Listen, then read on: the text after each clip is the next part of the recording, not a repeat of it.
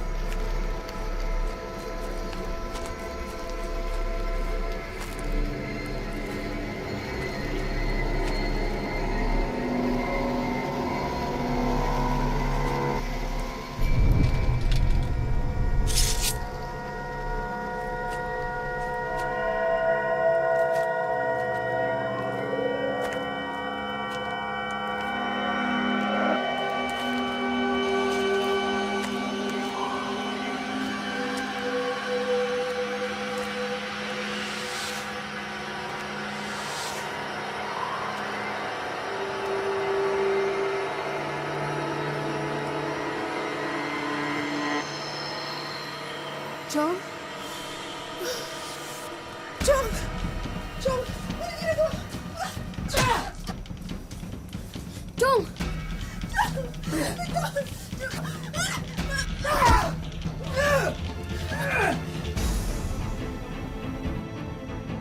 Hoy! Ano ginagawa mo? Ano ginagawa mo dyan, ha? Baba mo yan!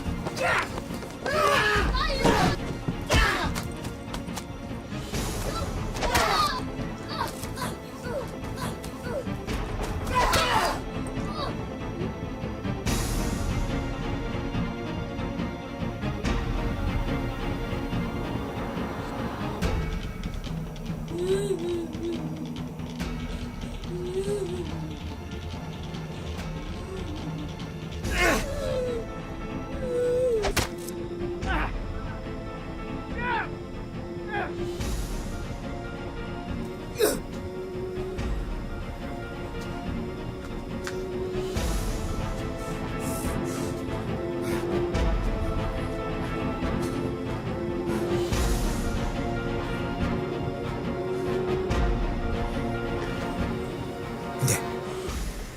Kailangan kong makita si Emily. Ako hindi.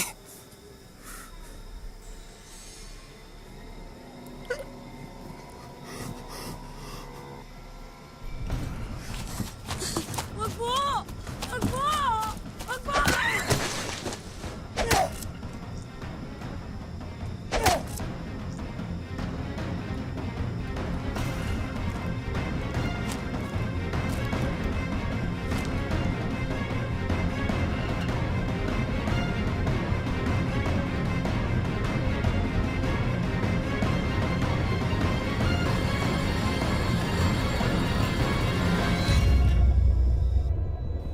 Para sa marami, pamilya ang sandigan at pinaghuhugutan ng lakas para magpatuloy sa buhay gaano man ito kahirap. Pero paano kung mismong kadugo mo pa ang sanhi para unti-unting mawasak ang pamilyang pinilit mong itaguyod sa mahabang panahon?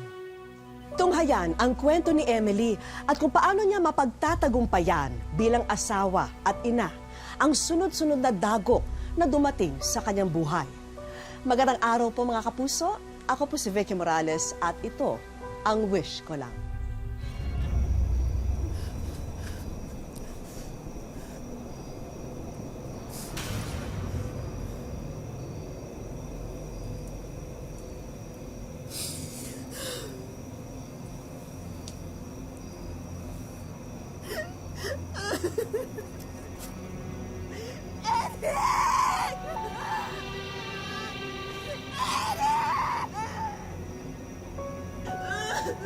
Benji! Benji, Marilyn! Mga anak ko! Mga anak ko! Benji, Marilyn! Mga kapitbahay, tulungan niyo kami! Ang mga anak ko! Nasaan ang tatay niyo? Mga kapitbahay! Si Daniel bumalik.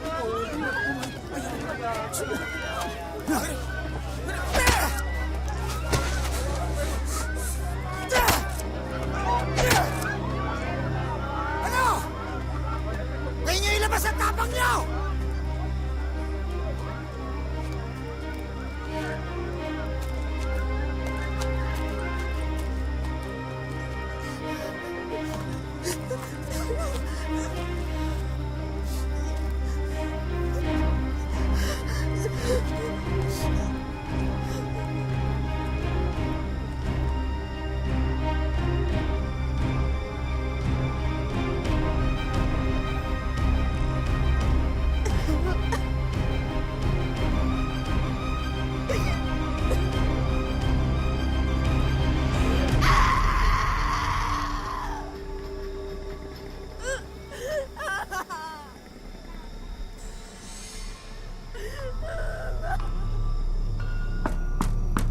Sandali lang.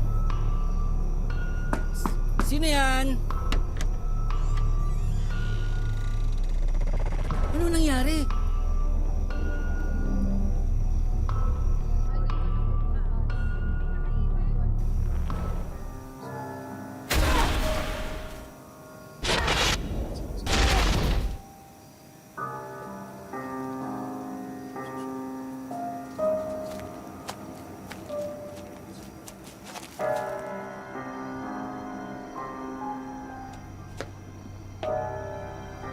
Mabuti pa.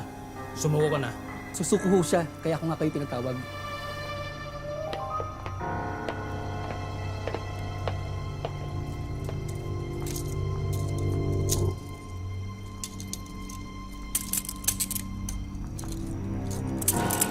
bang naisip mo? Bakit mo nagawa ang lahat ito? Pinatay ko sila dahil dapat lang sa kanila yon. Kailangan lumakas ang anting-anting kung hindi ako malalagot.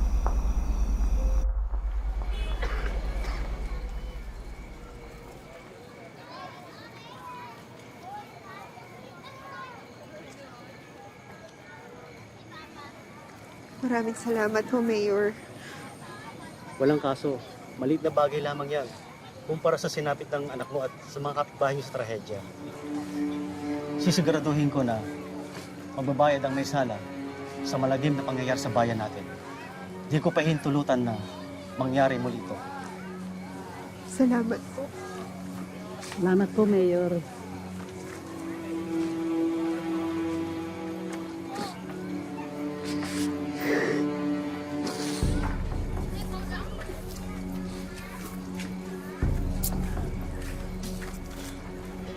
Uy, Ben!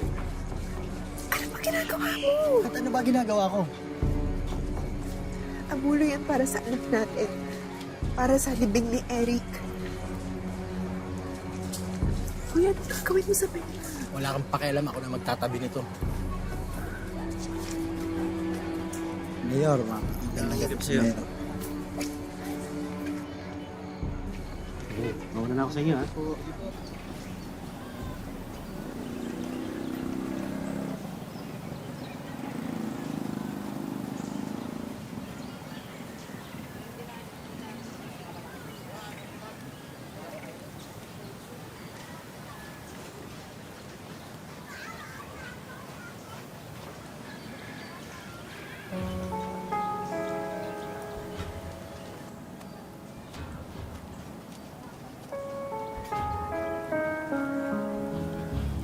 Ben? Ben? Oh, Ben, bibili lang sana ako ng tinapay at kape para sa mga bisita natin. Pwede ba akong manghingi dun sa... anong hingi? Di ba sinabi ko na sa'yo, wala ka nang hihingin, wala nang pera. Ginastos ko na. Sabi ko, mamumuhunan ako eh. Pero hindi para sa atin yun, para sa anak natin yun. Anong hindi para sa... Hoy! Kung magsalita ka, parang ako may kasalanan ha? Hindi mo ba nakikita to? Ha? Pati ako, tinaga na magaling mo na tuhin, ha? Ha? Hindi na kayo ang biktima rito, pati ako biktima rin! Wala akong pakialam sa kanila, umalis ka dyan!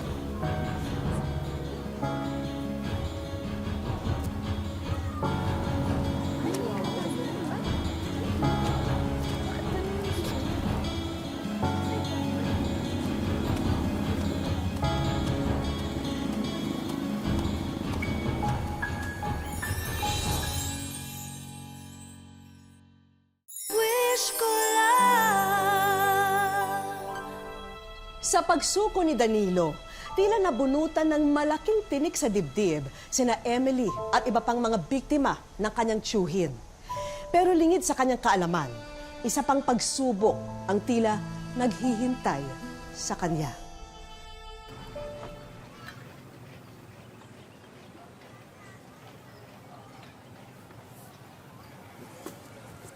Emily, sandali lang.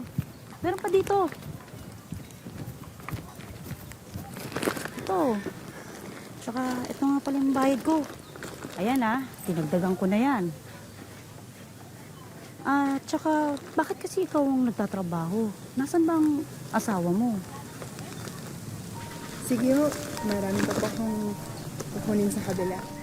O siya, sige, mag-ingat ka ha.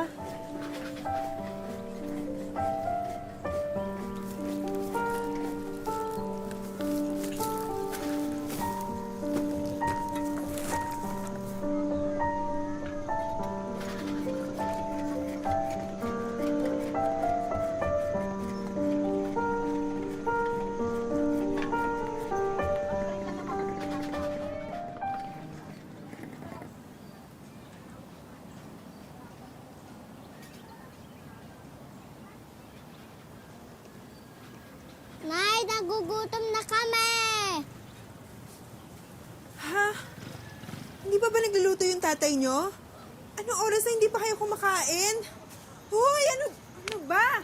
Gumising ka nga! Gutom na yung mga anak mo. Wala ka pa rin pagkain hanggang ngayon?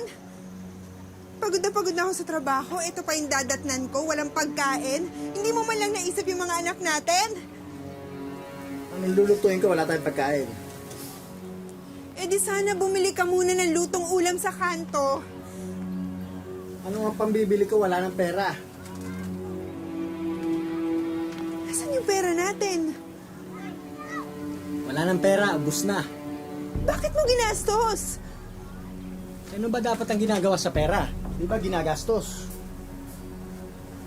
Hoy Emily, wag mo akong dramahan ng ganyan ha. Alam mo, ikaw may kasalanan nito eh. Ha? Kung di mo pinatira dito yung tiyuhin mo na yon, ha? Di sana di ako nagkaganito, di sana buhay pa sana si Eric. Hanggang ngayon ba naman siya pa rin sinisisi mo? Baka nakalimutan mo.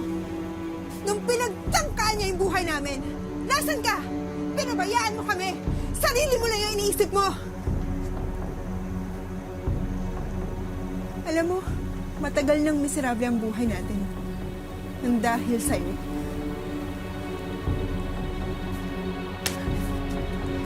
Nagsasawa ka sa ganitong buhay, eh di maghiwalay na tayo.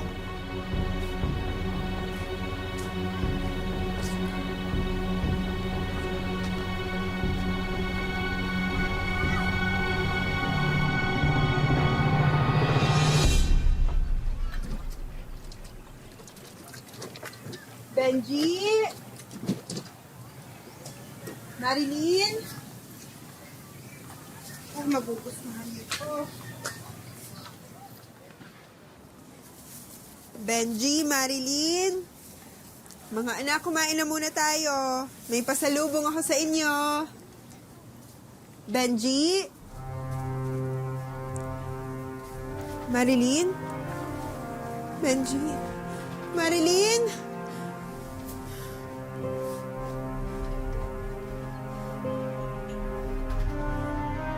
Benji?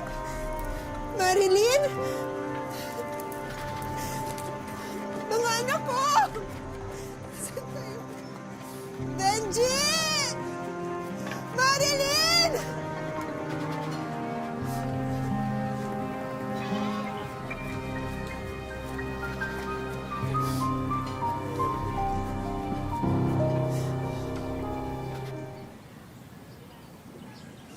Ate, pwede akong magtanong?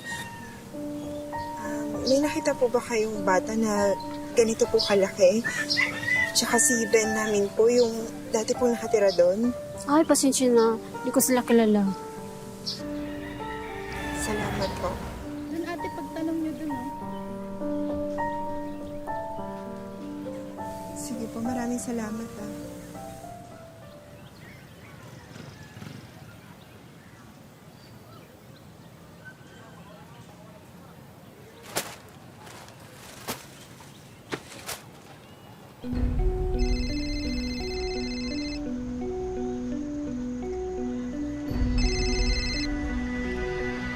Hello ate, ano may balita na ba kayo sa mga anak ko?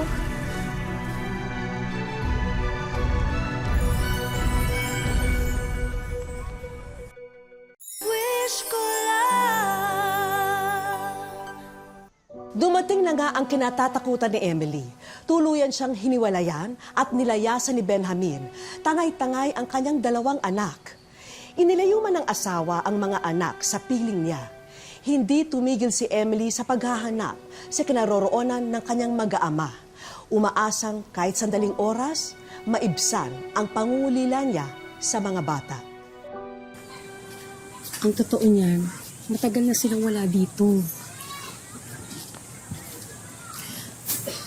Naku, saan ko kaya sila pupuntahan?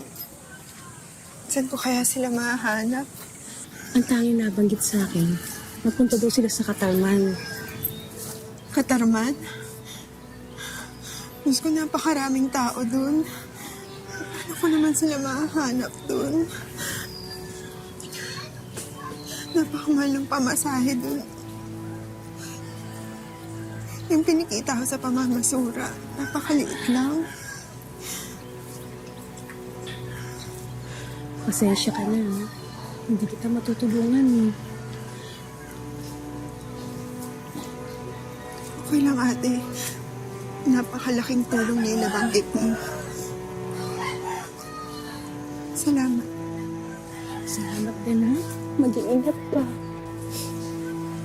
Hindi naman ako titigil hanggang hindi ko pa nakikita yung mga anak ko. Kailan nakita mo rin sila, ha? Basta mag-iingat ka, ha? Salamat.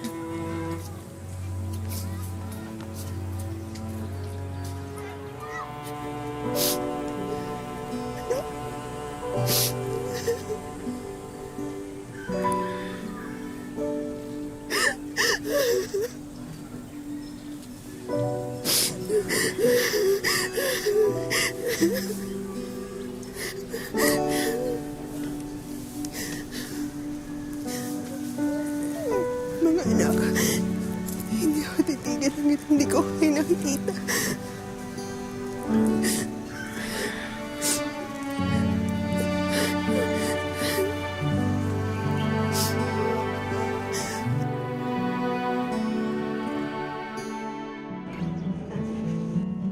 Labing 1 taon na ang lumipas nang maganap ang malagim na masaker sa lugar ni na Emily na ikinapaslang ng kanyang panganay na anak. Ngunit nananatiling nakakulong sa kanyang isipan ang bangungot na idinulot nito sa kanya at sa kanyang pamilya. Kahit ilang taon, hindi ko pa rin matanggap na nandiyan siya sa kanyang kalagayan. Ang hirap kaya tanggapin. Kasi kung hindi lang masakit, hindi masahan mangyari sa anak ko yan. Yung tsuhin ko talaga, napakasama talaga. Pag nakita ko lang talaga siya, kulang pa yung katawan niya tagtarin eh.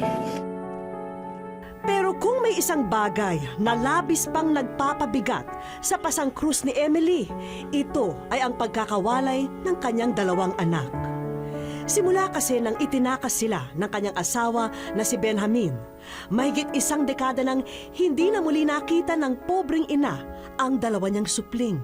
Yung 2 anak ko po, andun po sa kanya, wala po sa akin. Tapos, yun ang inanap ko ngayon, kung ano na ang kalagayan nila doon.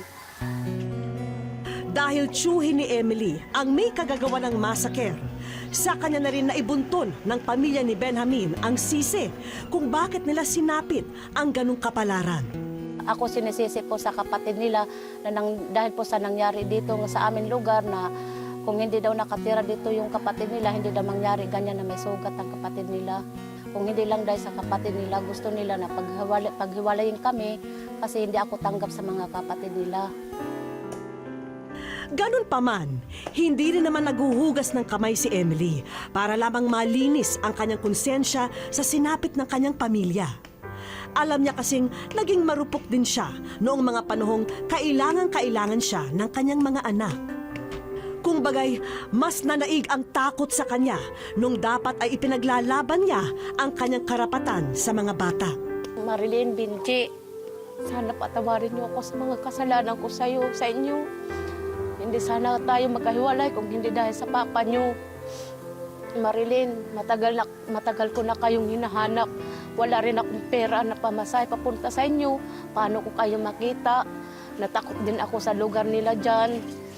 Mahal na mahal ko pa rin kayo. Sa ngayon, animoy mas lalo pang nalubog sa putik ang naging kapalaran ni Emily.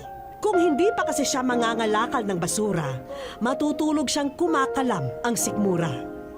Minsan ay sumasagi na sa kanyang isipan na pinaparusahan na siya ng langit dahil mas pinili niyang manahimik nung itakas ng kanyang asawa ang mga anak nila. Tatanggapin ko pa rin yun. Kahit anong sakit na salita nila sa akin. Siyempre, masasaktan din sila kailang taon na iniwan ko sila. Sana tanggapin nila ako sa aking kamalian kung anong ginagawa ko sa kanila. 12 taon ang nakaano sa akin ngayon na gusto ko sana ipasyal ko kayo kahit saan ang gusto nyo, sa peryahan o saan man, sa park. Sa aming pagbabalik, malamig ang dalawang bata kapag napag-uusapan ang kanilang ina. Maliit pa ako, sinama na ako ni Papa. Doon ako lumaki, hindi ko na siya naalala. Wish ko lang.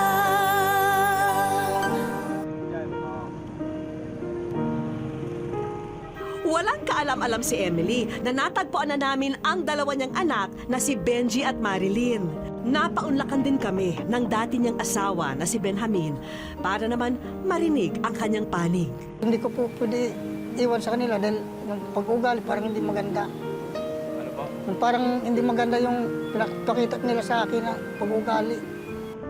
Lumalabas sa aming interview kay Benjamin na hindi na nga maganda ang nagiging takbo ng pagsasama nilang mag-asawa.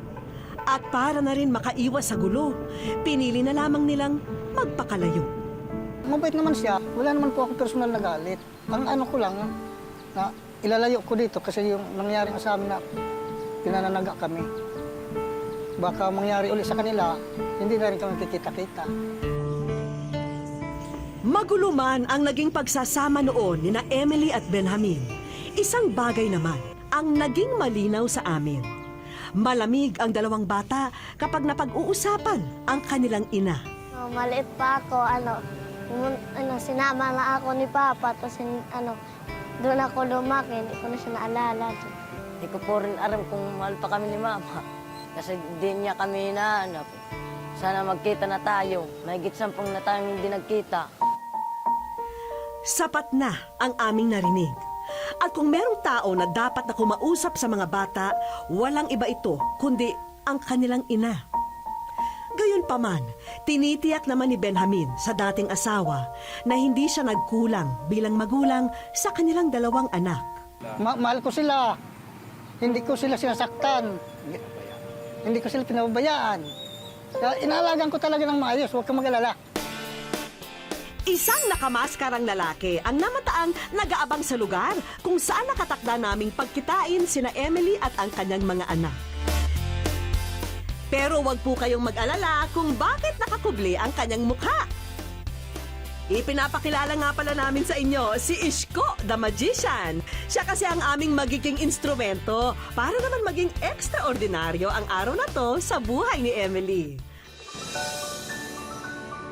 Ang alam ni Emily, dito magaganap ang pangalawang interview namin sa kanya. O Emily, huwag ka lang kukurap ha, dahil dito siguradong mamamangha ka. Halos Matapos matulala si Emily sa makapigil hiningang tricks ng magician. Ba't kinain?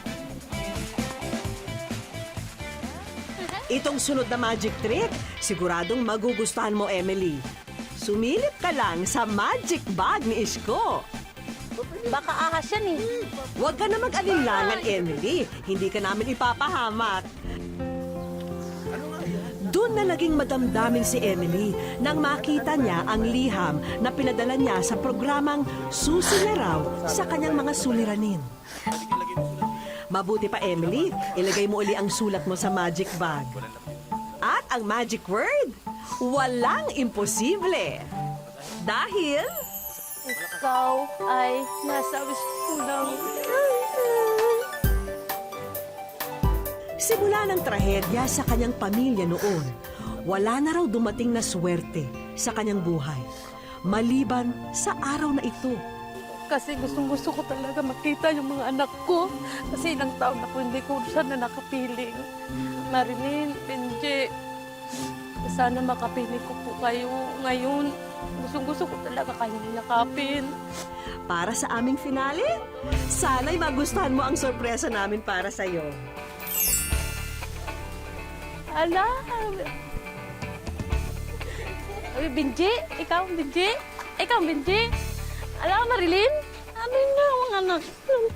Sulit ang naging paghihintay ni Emily dahil yakap-yakap na niya ngayon ang kanyang mga pinakamamahal na anak. Mahal na mahal ko kayo, Marilyn.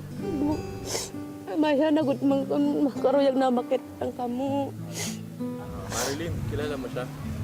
Kilala mo siya, Marilyn? Hindi mo ko kilala, Marilyn. Takal na kasi.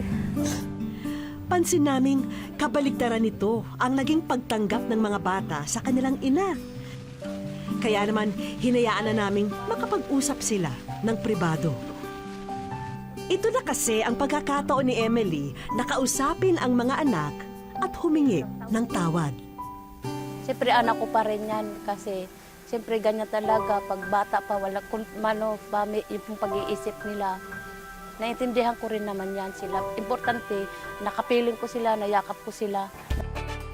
Eh baka sakaling makatulong na mapabilis na makagaan ng loob ang tatlo, naghanda kami ng mga malakarnabal na palaro para sa kanilang family bonding. At syempre, special din ang mga papremyo namin. O ready na ba kayo? Sa unang palaro, wala kayong ibang kailangan gawin kundi tamaan ang mga lobo. Ay, kabayo ka. Kabi. Aba, mukhang na-enjoy ng mag-iila ang aming palaro. Kunin mo daw yung papel. At dahil asintado kayong tatlo, eto ang inyong napanalunang premyo. Taunan daw natin. Electronic gadget. Patok na patok ngayon sa kahit na anong edad ang e-tablet, kaya ayan, at tig-isa pa kayo. Ikaw, anong nararamdaman mo ngayon? Saya. Bakit? Wish ko lang. Tignan naman natin ang husay ng tatlo sa pamimingwit. Special din ang premyo sa palarong yan, Emily. Hi, Miss Emily. Nakikibahagi ang Soriaco Hotel and Resort sa katuparan ng iyong wish. Kaya in behalf of our family, bibigyan ka namin ng accommodation and meals. Isang libreng bakasyon lang naman sa napaka-eleganteng hotel na ito ang inyong may experience. Ma'am, nagpapasalamat po ako sa inyo. Kung hindi dahil sa kanila, hindi po ako makakarating ganitong hotel. Ngayon lang po ako, first time ko pa lang po nakapunta po ako dito. We save the best for last, kaya dapat galingan nyo, Emily, ha? Pero dahil nakikita naming nag-enjoy ang mag-iina, dito pa lang, ngiting panalo na ang ilaw ng tahanan. Tama yan! Hakutin yung lahat ng papremyo. Nakikibahagi ang DOLE sa katuparan ng iyong wish at ito ay isang certificate for qualifying as a beneficiary for the DOLE Integrated Livelihood and Emergency Employment Program, a worth of 20,000 pesos starter kit for a sari-sari store business. Nagpapasalamat po ako sa kanya, kay ma'am at saka lalong-lalo na sa sa GMA. Kung hindi dahil sa sa sulat ko, hindi ko pa matutupad ang aking mga pangarap para sa kanila. Wala naman daw perpektong tao sa mundo. Kaya hindi dapat nakakahon sa masamang pagtingin ang isang tao kung hindi man siya naging ayon sa ating batayan.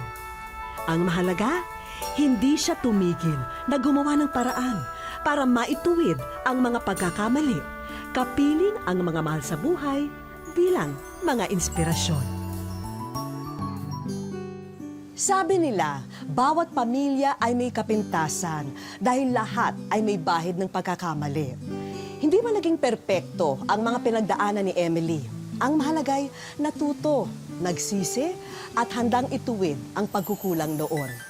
Hanggang sa susunod na Sabado mga kapuso, ako po muli si Vicky Morales at ito ang wish ko lang.